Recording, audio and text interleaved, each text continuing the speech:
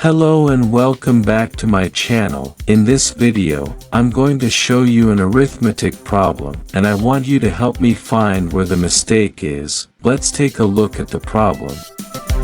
We have 2 equal to 1 plus 1, so 2 equal to 1 plus square root of 1, and 2 equal to 1 plus square root of minus 1 times minus 1, because 1 is equal to minus 1 times minus 1. Apply the square root for each of the two minus 1's, then 2 equal to 1 plus square root of minus 1 times square root of minus 1. We know the square root of minus 1 is equal to imaginary constant I. Now 2 equal to 1 plus I times I gives 2 equal to 1 plus I square, since I square equal to minus 1, so 2 equal to 1 plus minus 1, but 1 plus minus 1 is equal to 0, therefore 2 equal to 0.